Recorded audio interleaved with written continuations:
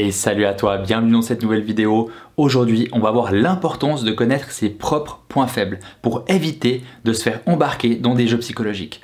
Ou en tout cas, réduire les chances d'y jouer. Alors assieds-toi et c'est parti. Bon, avant de comprendre pourquoi est-ce que le fait de connaître ses points faibles vont réduire les chances de jouer, je vais quand même vite reposer les bases. Déjà, si tu veux voir une vidéo complète sur les jeux psychologiques, je te conseille celle-là que j'ai faite et je décrypte toute une séquence de jeux. Donc elle sera beaucoup plus complète que ce que je vais t'expliquer maintenant. Mais peut-être que tu n'as pas le temps ou tout simplement pas l'envie, et c'est ton droit. C'est pour ça que je vais te faire un court résumé. Un jeu psychologique, ça serait une conversation où le niveau psychologique est plus important que le niveau social.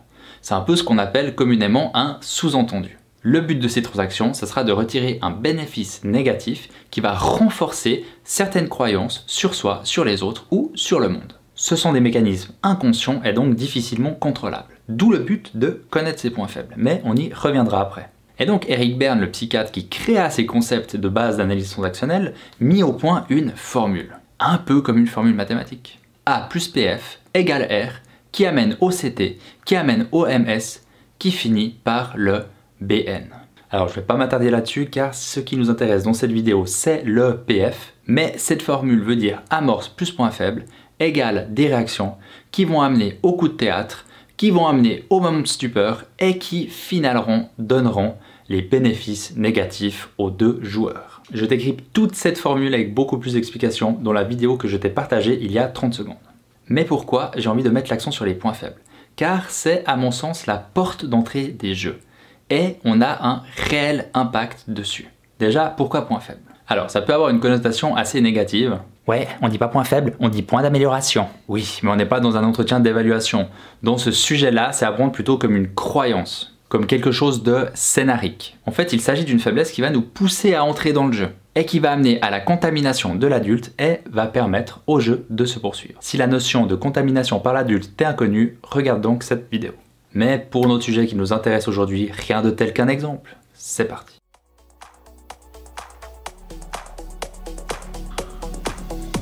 Ah, t'as offert qu'un pull pour Marc? Pour ses 30 ans? Ok.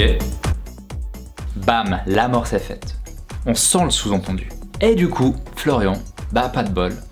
Un de ses points faibles, c'est que parfois, il aime bien montrer aux autres qu'il fait un peu mieux qu'eux, il aime bien montrer ce qu'il fait. Surtout qu'on sait un peu mieux que les autres.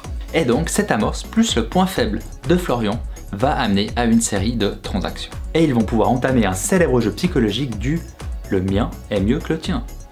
Ou appelé aussi « la mienne est plus grosse que la tienne ».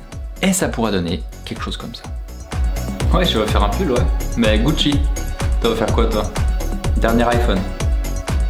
Ouais, on voit que tu sais pas combien ça coûte un pull Gucci, toi. Etc. Et ça va continuer pendant un moment jusqu'à ce que... Essaie de te souvenir ce qu'il y avait dans la formule.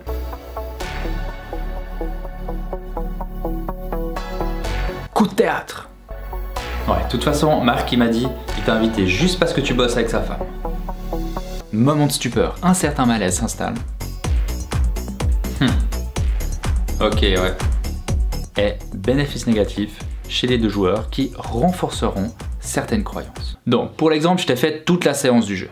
Mais ce qui nous intéresse aujourd'hui, comme je l'ai dit plusieurs fois, c'est les points faibles. Donc concentrons-nous sur le début au moment où Nicolas dit ça. Ah, t'as offert qu'un pull pour Marc? Pour ses 30 ans? Ok. Pourquoi le jeu commence à ce moment-là? Parce que Florian a justement un point faible et qui va lui donner envie de surenchérir. Peut-être un besoin de devoir se montrer à la hauteur par rapport aux autres. En soi, qu'il ait ce point faible n'est pas si grave. Ce qui est plus embêtant, c'est qu'il n'en a pas conscience. Et donc qu'il continuera à jouer chaque fois qu'une transaction touchera ce point faible.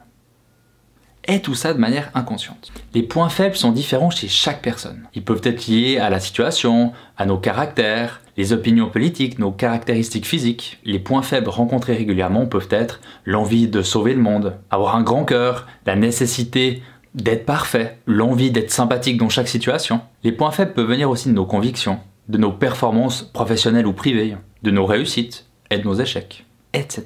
Et pourquoi je vous rabâche très souvent qu'il est important de travailler sur soi, d'accroître notre connaissance sur nous-mêmes, sur nos fonctionnements, sur nos mécanismes. Eh bien, c'est aussi pour connaître nos points faibles. En relativisant nos croyances il est possible de ne plus se laisser appâter pour jouer à des jeux psychologiques. Ou en tout cas, de réduire fortement la probabilité d'y jouer. Et en connaissant les points faibles des autres, on peut décider de ne pas appuyer dessus pour ne pas prendre le risque de voir le conflit se lancer automatiquement. On évite de faire les salauds. Ouais, c'est gentil, ouais. Donc, observe-toi, surtout en cas de conflit.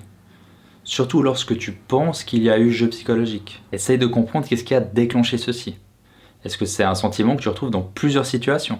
Et tu arriveras à mettre le doigt sur certains de tes points faibles. Donc, je le redis encore une fois, points faibles dans le sens croyance. Pour au final, réduire le nombre de fois où tu joues à des jeux psychologiques. Je te souhaite une bonne introspection, toujours avec de la curiosité, de la bienveillance et du non-jugement envers toi-même.